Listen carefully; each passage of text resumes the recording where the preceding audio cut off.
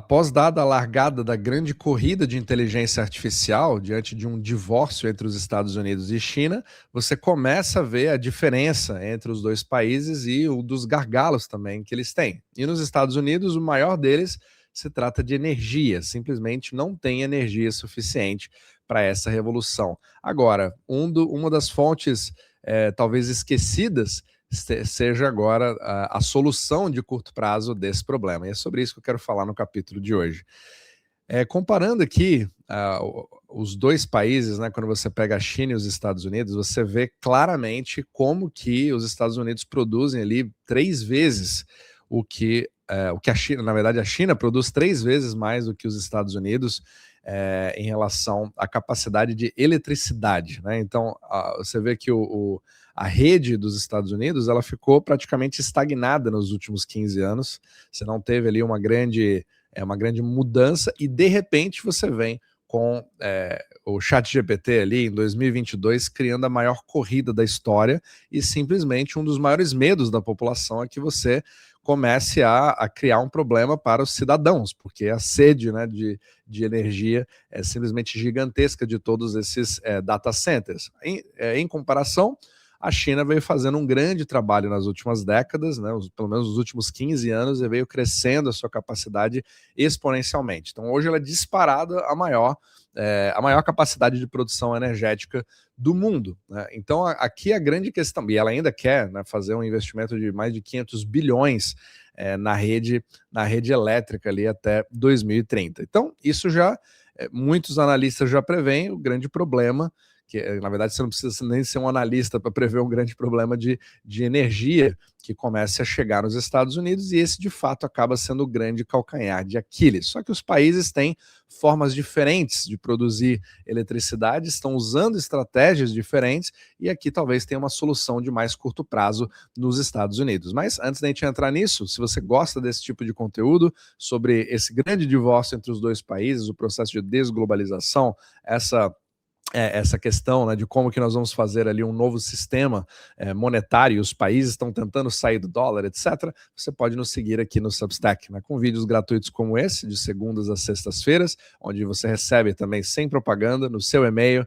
com todos os gráficos que eu uso gratuitamente aqui diariamente, e você também pode seguir a nossa Universidade Omnimacro, onde membros podem ver os detalhes, né, de como que o dólar é criado, como que as moedas estão se modificando ao longo do tempo, e se você quiser uma ideia aqui para o seu próprio portfólio, a gente publica o nosso próprio portfólio Omnimacro, né? Como investir diante de um caos como esse, e a gente publica os resultados gratuitamente e membros podem ver exatamente quando nós fazemos uma mudança na nossa alocação. Então, todos os links estão aqui na descrição abaixo, é totalmente gratuito para você poder entrar.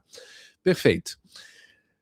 Primeiro a gente precisa ver aqui a diferença entre os países na questão energética, e aqui você já começa a ver como que o gás natural acaba se transformando numa das soluções perfeitas para os Estados Unidos, justamente porque ele já faz parte já é protagonista hoje nessa produção energética. Então, se você olhar aqui, a China ela tem uma questão bem diferente dos Estados Unidos, que são as leis, aquelas leis verdes, né, de environment laws, ESG, toda aquela coisa ambiental. E os Estados Unidos estão mais presos a isso hoje, né, apesar de que tem muita movimentação sendo feita nesse aspecto pela administração Trump em reverter tudo isso.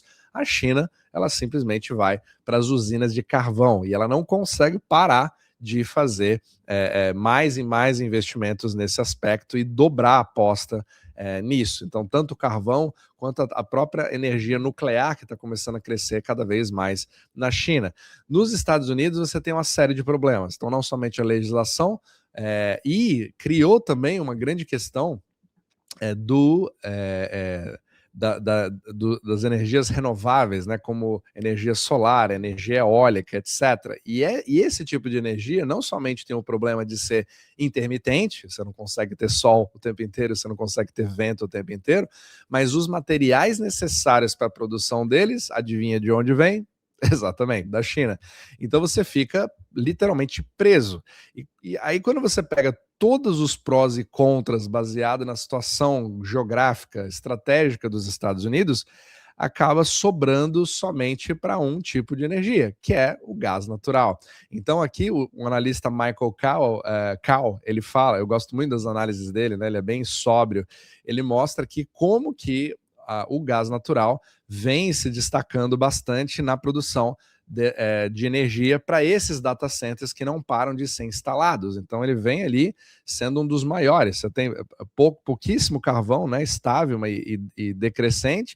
Você tem até uma vontade de fazer usinas nucleares, mas é impossível você fazer esse renascimento, o famoso renascimento das usinas nos Estados Unidos, quando você demora ali alguns anos para fazer. Mas os Estados Unidos continuam tentando, pelo menos fazer isso em 2, 3, 4 anos, o que talvez fosse recorde para um tipo de energia como esse, e tentar se desvencilhar mais da energia eólica, etc., renováveis. Tá? O solar, o Raul Paul, ele é muito fã da solar, tem formas diferentes de se fazer, etc. Elon Musk também, ele propõe muitas coisas nesse sentido, mas segundo o Michael Cao, realmente aqui é difícil você fugir muito desse futuro aqui do próprio gás natural, porque ele não é intermitente, você consegue fazer isso, transportar isso de forma relativamente barata, e ele tem um valor ainda relativamente interessante. Agora, o mais legal é que ele fala assim, os Estados Unidos, eles estão focados no problema errado. Então, segundo o Michael Cao, a administração dos Estados Unidos está focada na segurança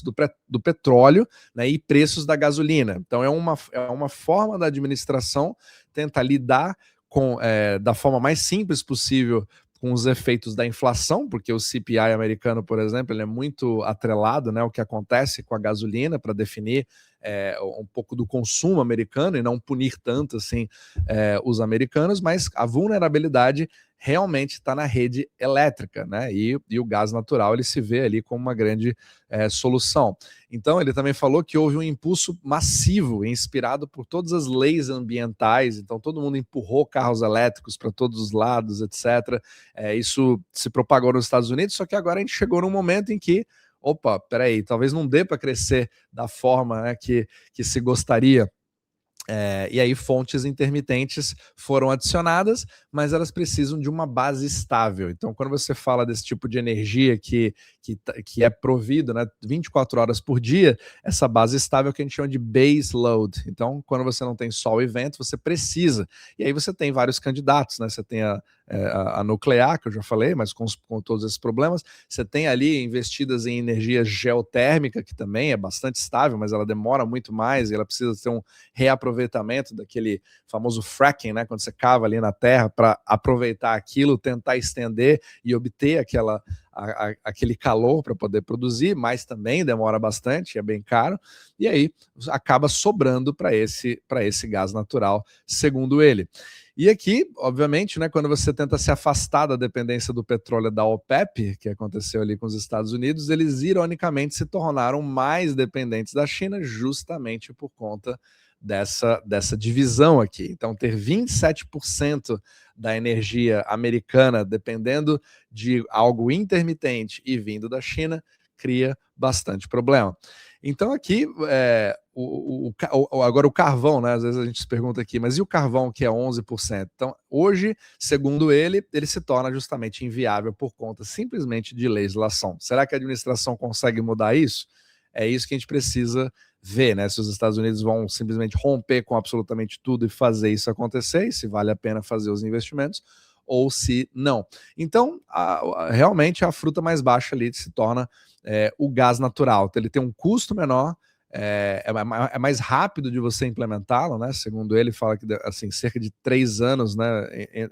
Comparados aos 10 anos que normalmente se espera da energia nuclear, tem custo menor inicial e de fato é a única fonte aí para você poder utilizar. Então é bem interessante você ver como que várias das regulamentações que são feitas, né, que foram mudadas agora, etc., em relação a você voltar a ter um foco maior em carros em gasolina, vão mostrando essa parte do statecraft, né, onde cada país precisa olhar para si mesmo para entender quais são os setores que acabam sendo beneficiados. Óbvio que não é nenhuma recomendação de investimento, você pode olhar, vou colocar o Substack, na verdade a entrevista que o Michael Cowell deu falando exatamente sobre esse aspecto, mas é muito interessante, né, ver como que cada um dos países vai se virando, né? Então a China, ela abre ali os mercados de capitais, tira vistos de estrangeiros e tenta trazer mais investimentos para dentro e financializar mais a sua economia.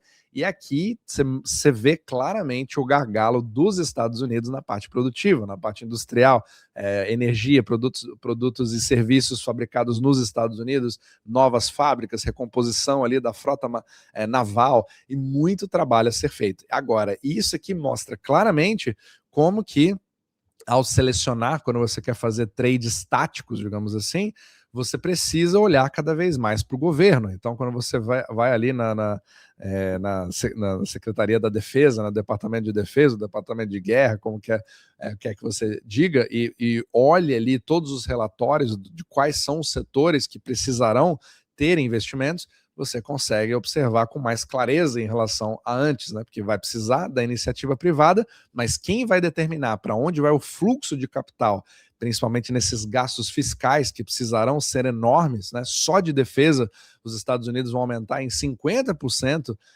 esse orçamento, mas mesmo que ele só fizesse 10%, 20%, já é enorme, porque são $1 trilhão.